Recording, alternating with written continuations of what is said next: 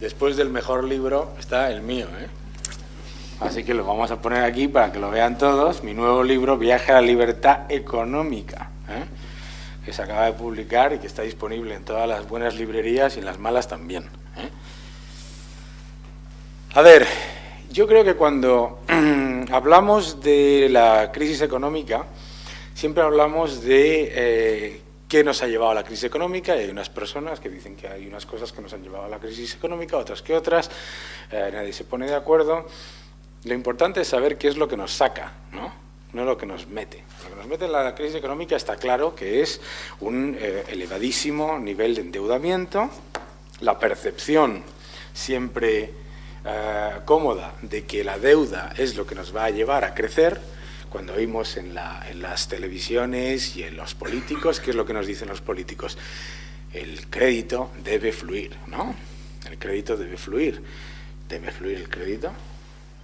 ¿Por qué? ¿Por qué tiene que fluir el crédito? Tenemos una deuda que es prácticamente 3 veces el Producto Interior Bruto de nuestro país, ¿no? Entonces, ¿es la solución el crédito en sí? ¿Por qué el crédito, no? ¿Y por qué nos va a solucionar? ¿Por qué? Porque es lo que nos ha llevado a pensar que nos llevaba al crecimiento antes.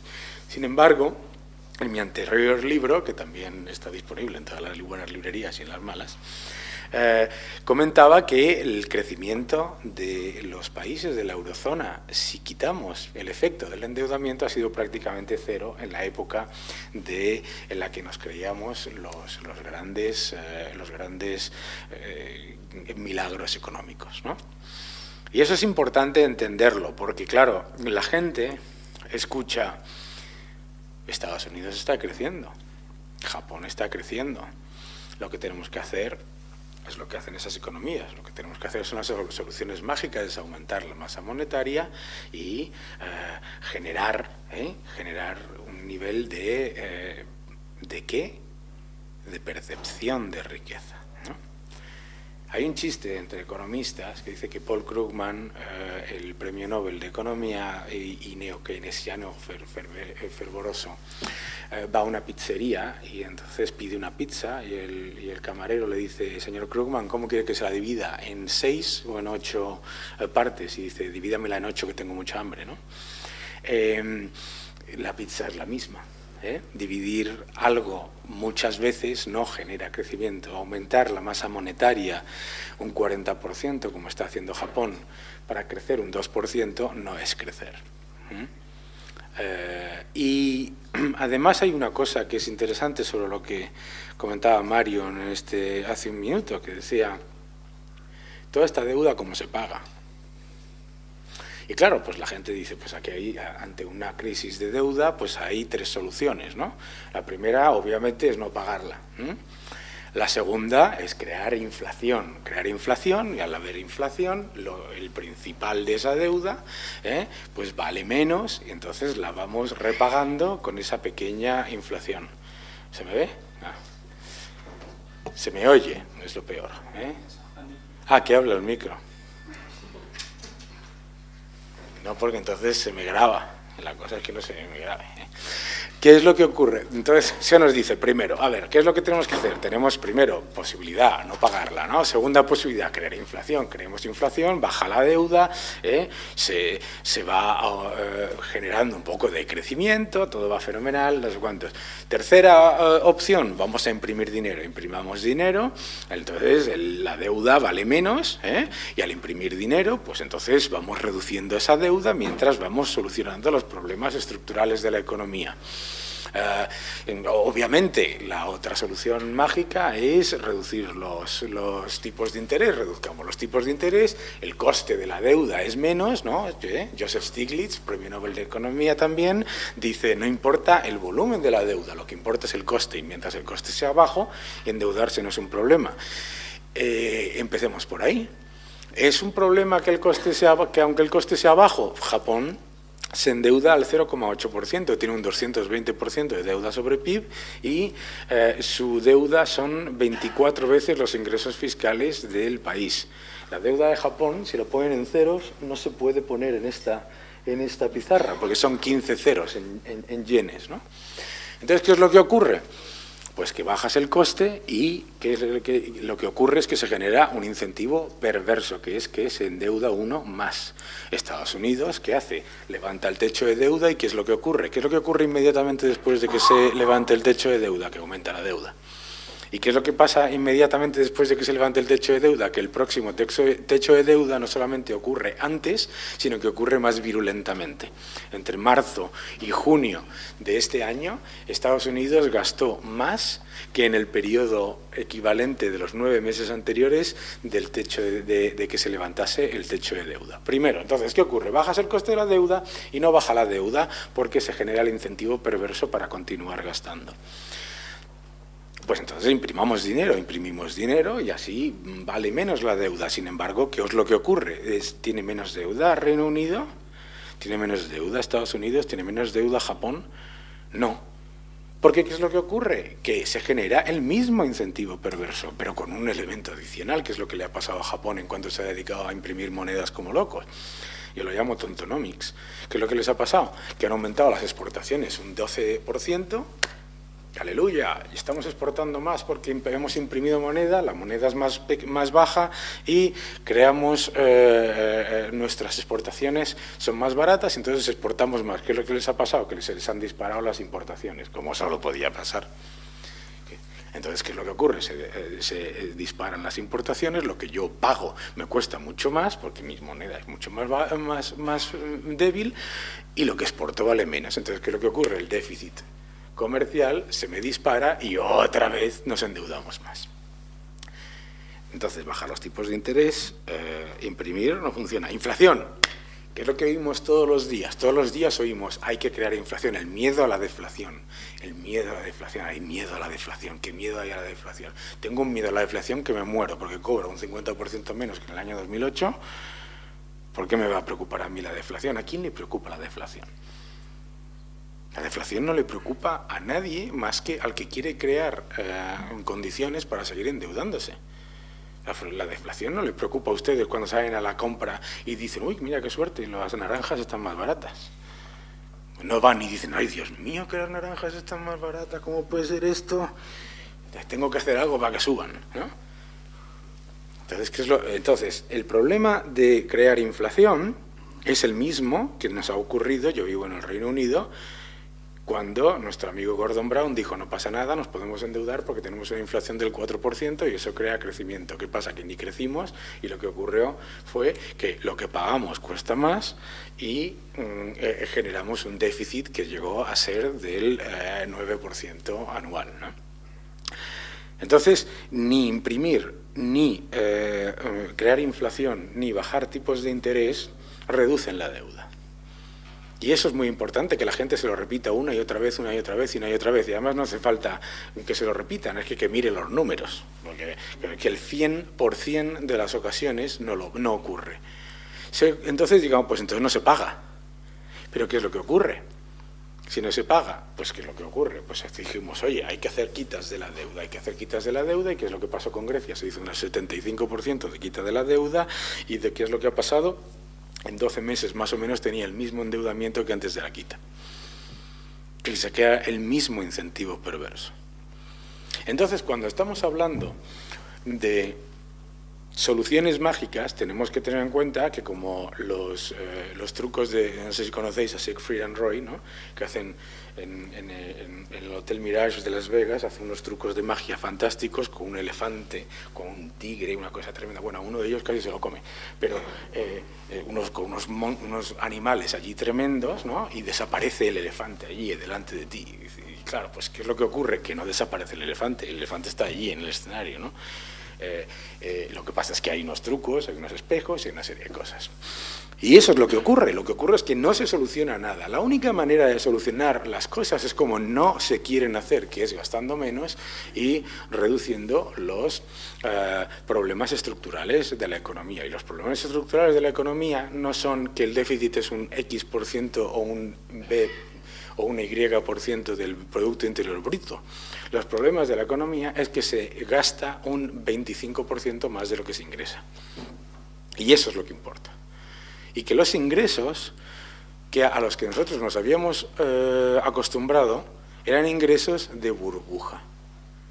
Y los ingresos de burbuja, cuando se pinchan, crean dos efectos. Primero, el efecto de ruptura de la burbuja y segundo, el efecto shock, el shock depresivo que tienen todos ustedes en España. Y todos los que cada vez que vengo aquí que entra una tristeza porque a la gente le ha venido de repente. Primero, ¿qué es lo que ocurre? Lo primero que pasa es que nos dicen, la culpa es de los americanos. Bueno, entonces, como la culpa es de los americanos, yo sigo al fango. Segundo, la culpa es de Merkel, vaya, como la culpa es de Merkel, yo sigo. Tercero, la culpa también fue de los británicos, la culpa es de los británicos, la culpa siempre es de algún extranjero. Hasta que un día decimos, bueno, la culpa es nuestra. Lo que pasa es que nos pilla 5 años después. Y eso es lo que ha pasado en España. Lo que ha pasado en España es que hemos tenido un shock de euforia. Fíjate qué curioso, el otro día estaba con Miguel Ángel Revique en un programa de televisión y decía, en el año 2007 éramos ricos y ahora somos pobres. ¿Qué es lo que ha cambiado? Que no éramos ricos. Y decía Miguel Ángel, que es que no éramos ricos. No me interrumpas, decía. No me interrumpas, que tengo un mensaje que dar. Claro, el mensaje que él quiere dar es que la anomalía es el 2013, no que la anomalía era el 2007. ¿No? Sin embargo, eso es lo que ocurría en España, ¿no? Lo que ocurría en España es que hubo una expansión de crédito superior a la de China y la de Tailandia juntas. Lo que ocurre en España es que lo que ha habido ha sido un desproporcionado estímulo de la demanda interna, cuando no había demanda para soportarlo. ¿Y qué hemos construido? Hemos construido muchas cosas que no sirven o que no eran necesarias. Y eso cuesta. Y además no solamente cuesta cuando lo haces y dices, bueno, por lo menos tengo un puente, como me decía un amigo mío ingeniero, decía, oye, ¿qué tiene de malo construir un puente que no sea necesario? Por lo menos tengo un puente. Se olvida de que no solamente es el coste, sino sino la deuda, el coste de la deuda y los costes de mantenimiento. Me siento como Justin Bieber aquí con los micrófonos, joder, se me van echando para adelante, ¿no? Pero en mayor. Poco. ¿Qué es lo que ocurre entonces? Pues que nos encontramos con algo que es muy difícil de entender para la gente, para los fans de lo que es el crecimiento por el crecimiento, que es la sobrecapacidad. Y cuando yo voy a presentar este libro magnífico, el anterior, por las ciudades de España, es impresionante que en España se siga vendiendo como solución estimular la demanda interna cuando vas por las ciudades de España y vas viendo esos ejemplos de uno detrás de otro de monumentos al despilfarro. Aeropuertos que parecen la estrella de la muerte, que va a aparecer Darth Vader en cualquier momento por allí con los Stormtroopers. Fuentes que cuestan más que los ingresos fiscales de un pueblo. Un polideportivo enfrente de otro. Un hospital al lado del otro. Un parking más otro al lado de un campus en una universidad donde el 99% de los universitarios viven a menos de 3 kilómetros de la universidad. ¿Qué es lo que ocurre? Esa sobrecapacidad cuesta. Y entonces, luego, cuando viene el shock de pérdida de los ingresos fiscales de burbuja, es decir, el propio Pedro Solbes lo decía en su libro, ¿por qué no se para una burbuja inmobiliaria? ¿Por qué la Reserva Federal, el Reino Unido, cuando hay una burbuja inmobiliaria, hacen todo lo posible porque usted no piense que hay una burbuja inmobiliaria? Y el gobierno español. Porque no existe ningún sector productivo que genere un chute de ingresos fiscales más importante que una burbuja inmobiliaria. No existe. No existe. Por un 1% de Producto Interior Bruto que se genera con una burbuja inmobiliaria, se crean 1,3 de ingresos fiscales. Eso no existe. No hay nada, ni encontrar petróleo en Estados Unidos, que es lo que ha pasado, que genera 0,8 sobre un 1% de PIB.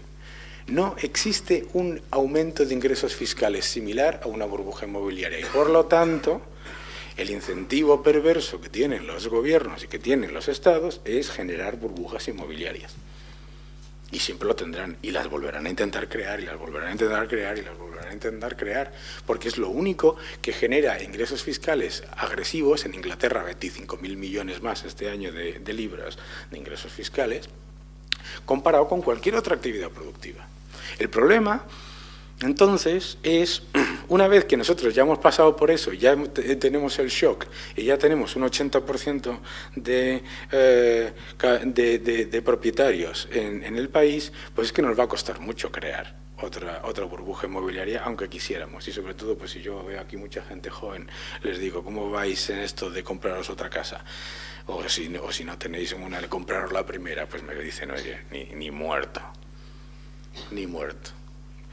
Entonces, la solución no va a venir ni por crear una burbuja inmobiliaria, ni va a venir por estimular la demanda interna, porque al que se le ocurra hacer otro aeropuerto en este país, o bueno, van a hacer otro AVE ahora, Barcelona-París, le auguro un éxito de estos tremendos. Pero bueno, da igual, o sea, ya no se puede hacer una burbuja de obra civil que suponga prácticamente el 6% del Producto Interior Bruto, como pasó. Entonces, los ingresos fiscales no van a venir por estimular la demanda interna, los ingresos fiscales no van a venir por una burbuja inmobiliaria, entonces habrá que pensar en los gastos. Y nos tenemos que plantear en algún momento en este país, todos los partidos políticos a los que votáis y todos los que no votáis, nos tenemos que plantear que este país jamás ha ingresado más del 41% del Producto Interior Bruto y que gasta estructuralmente 7 puntos porcentuales más. Y eso, que dicen, bueno, hombre, un 7%, eso son 75.000 millones todos los años. Y claro, eso es lo que lleva a que empieces, hay margen, en el año 2007, en el año 2008, la deuda es un 40% sobre PIB, tenemos capacidad de gasto, en 5 años ya no hay capacidad de gasto. En 5 años se te va, gone, como en el episodio de South Park.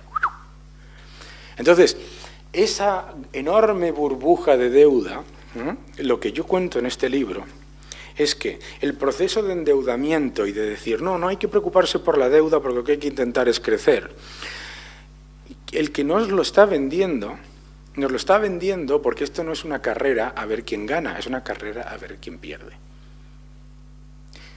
¿Cuáles son los países emergentes hoy en día? Cualquiera de los que tengamos más de 40 años aquí sabe que son exactamente los mismos que eran los países emergentes cuando nosotros teníamos 20 años. Y los que tengan más de 50 años cuando tenían 20 años también.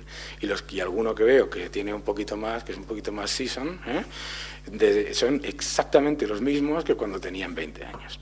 Los países emergentes no emergen.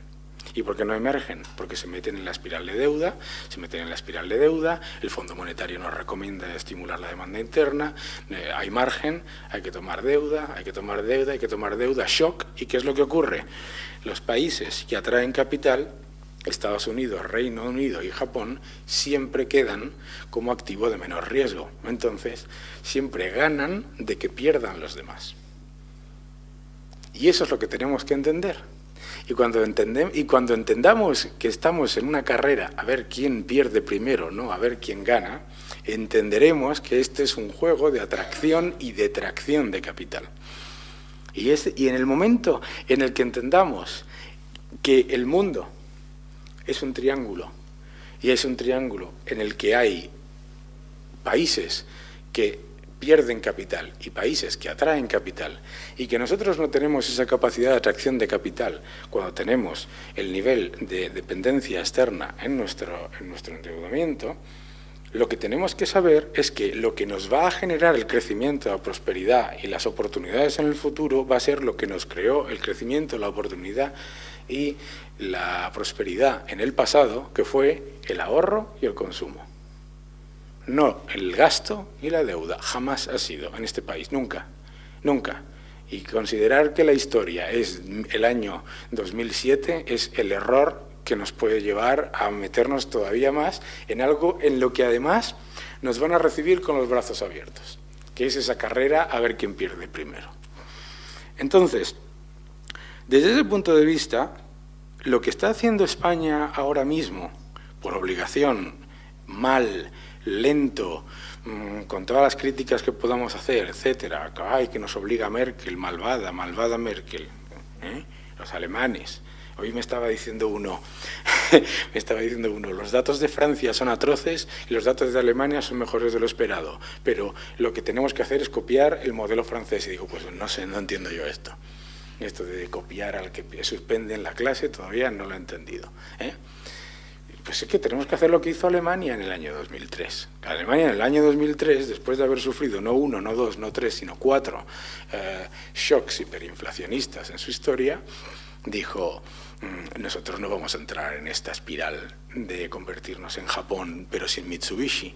Nosotros no nos vamos a meter en esta espiral de ser como Estados Unidos, pero sin producción de petróleo, y no vamos a hacer como Reino Unido, pero sin tener la Commonwealth trayendo dinero de Nigeria y de todos estos países, ¿no? Entonces, ¿qué es lo que hicieron? Dijeron, nosotros si queremos sostenernos, lo que tenemos que hacer es no caer en la espiral de endeudamiento, tenemos que caer en la espiral contraria, que es exportar y generar superávit. ¿Y qué es lo que ha ocurrido? Es fantástico. No sé si lo habéis visto, los que leéis el Economist, los que leéis el Financial Times, el Daily Telegraph, cualquiera de los periódicos, está todo el mundo criticando a Alemania y todo el mundo criticando a la Unión Europea. ¿Por qué están criticando a Alemania? Pues exporta demasiado, tiene superávit, no está creando demanda interna, esto es injusto. ¿Por qué es injusto? Porque no participa de la carrera a ver quién pierde primero. Y claro, los que están no en la carrera, sino como Niki Lauda y Ayrton Senna, a ver quién se mata primero, ¿qué es lo que ocurre? Dicen, me falla el esquema. Me falla el esquema. Entonces, es precisamente el hecho de que la Unión Europea esté evitando a marcha martillo y contra la voluntad de 25 de los países, monetizar la deuda, crear inflación falsa, poner la demanda interna a niveles del año 2008 y entrar en esa misma carrera, lo que va a hacer en el futuro que la Unión Europea salga mucho más fortalecida de este problema. Y en mi libro comento que no se solucionan 10 años de sobreendeudamiento en un año, ni en 2, ni en 3. Y obviamente eso nos va a llevar mucho tiempo. Pero lo que nos llevaría muchísimo más tiempo es meternos en una espiral en la que generásemos esa destrucción de la base de nuestra economía, que es la moneda. Fijaos cómo los economistas neokeynesianos y todos estos monetaristas de pro, etcétera, están rabiosos ante el hecho de que la Unión Europea tenga superávit comercial, España exporte más que nunca, Alemania exporte más que nunca, con un euro fuerte. Eso no puede ser, eso no se puede permitir. No se puede permitir porque no entra en el puzzle que yo te quiero vender. No se puede permitir y se tiene que criticar a marchamartillo en todos los medios de comunicación una y otra vez, decir que es insostenible y todo eso, porque rompe todos los esquemas. Rompe todos los esquemas el hecho de que las economías estén exportando mucho más con una moneda fuerte, cuando lo que nos quieren vender como modelo social es Japón, que exporta más, pero importa muchísimo más. ¿Por qué? Porque los que salen beneficiados de nuevo es un entorno financiero que está sobredimensionado, y ese entorno financiero que está sobredimensionado no quiere infradimensionarse. Yo trabajo en él. ¿Cómo va a querer perder la fiesta si esto es una fiesta? Si esto es una fiesta total, pero es una fiesta total para el sector financiero, porque de toda esta creación de dinero, de esta masiva... fijaos un número que a mí me parece absolutamente increíble. Toda la masa monetaria que se ha creado en Estados Unidos en su historia, ¿vale? La mitad de esa masa monetaria se ha creado en los últimos 5 años. Toda la masa monetaria de la historia, la mitad en 5 años, ¿vale? Japón va camino de crear más masa monetaria en el año 2020, entre el año 2013 y el año 2020, que en toda su historia de los anteriores 200 años. Eso es una salvajada.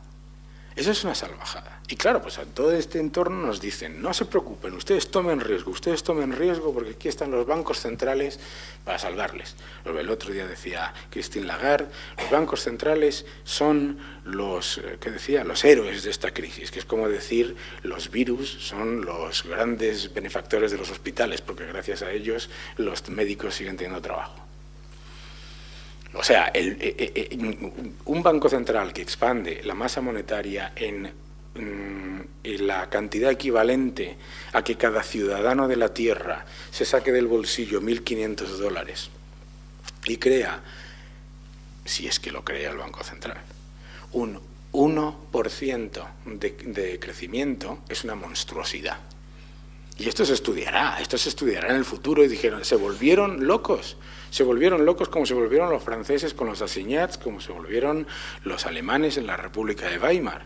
Y entonces nos tienen que poner una y otra vez, pero no hay inflación. Pero no hay inflación, por lo tanto se puede seguir haciendo. ¿Pero cómo va a haber inflación? ¿Pero cómo va a haber inflación cuando le está bajando los sueldos a la gente un 2 y pico % anual, un 20 y tantos % en este país? El sueldo medio está en 19.000 euros. ¿Cómo va a haber inflación? Y encima te están subiendo los impuestos, porque claro, nos olvidamos de que la política monetaria está añadida a una política represiva fiscal. Entonces, cuando estamos buscando una manera de proteger nuestros ahorros, ante un entorno de represión financiera nos bajan los tipos de interés, es decir, cada vez que depositamos dentro de poco, a propósito, les van a cobrar, no sé si lo han visto, ¿no? La Unión Europea, el Banco Central Europeo, está analizando la posibilidad de intereses negativos a los depósitos, analizando lo voy a hacer ya, Es como lo de, no sé si se han oído que lo de la reforma fiscal, reforma es subir. Nunca he visto reforma bajar. Nos están bajando los tipos de interés, nos están subiendo los impuestos, nos están bajando los salarios y encima están creando masa monetaria. En realidad, pues lo que están haciendo es un proceso de deflación de la economía real. Y la única manera de protegerse en ese entorno es buscar aquellos activos que no están sujetos a shocks deflacionistas, porque ese es el problema que nos tenemos que plantear. No estamos hablando de hiperinflación, señores, ustedes no van a ver hiperinflación. La razón por la que no van a ver hiperinflación es porque les van a quitar el dinero del bolsillo. Es que es muy distinto crear hiperinflación, primero confiscándole los bienes a la Iglesia, luego a los judíos y luego a no sé quién, para crear dinero y subir los precios del pan y del agua, a crear masa monetaria para sacárselo de sus bolsillos y dárselo a un Estado endeudado y a un proceso de fagocitación de la economía real por parte de la economía burocrática. Entonces, lo que tenemos que entender es que no tenemos que protegernos contra la hiperinflación, nos tenemos que proteger contra la deflación de la renta disponible. Y la única manera de hacerlo es con una combinación de activos físicos que protejan de esa destrucción de la moneda, a la vez que se buscan a muy corto plazo, porque los shocks, tanto de euforia como el que estamos viviendo ahora bursátil, como de depresión, como el que viviremos dentro de poco, duran muy poco. Entonces, cuando ustedes vean, cuando ustedes oigan por ahí lo de esto es muy bueno a largo plazo, ustedes consideren que largo plazo para Warren Buffett al principio de su carrera profesional eran 20 años y ahora anda por los 8. Para que se hagan una idea de lo que el largo plazo, y ese es un inversor value y no sé qué, Ténganse cuenta que los ciclos económicos a los que lleva este proceso de endeudamiento son procesos de euforia cada vez más rápidos y más cortos y procesos de depresión cada vez más rápidos y también más cortos, siempre intervenidos. Entonces, lo que yo recomiendo a todo el mundo es que no se deje engañar por esto es a largo plazo, es una buena compañía, los fundamentales no han cambiado, paga buen dividendo y todas esas cosas que les cuentan todos los días por la televisión y por la radio y todo eso, porque eso son tonterías. Y sobre todo son tonterías porque es absolutamente imposible protegerse con grandes valores de un entorno como ese.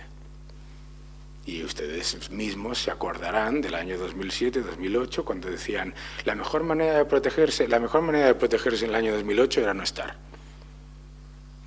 Los que estábamos long short, los que estábamos long, los que estábamos short, los que estábamos todo. La mejor manera de protegerse es no estar. No es cierto que exista activos que te protejan en un entorno de ese tipo cuando se genera ese tipo de shocks. Y cuando busquen la manera de invertir, la mejor manera de invertir es la prudencia, es decir, no pensar en lo que vas a ganar, sino en lo que puedes perder. Muchas gracias.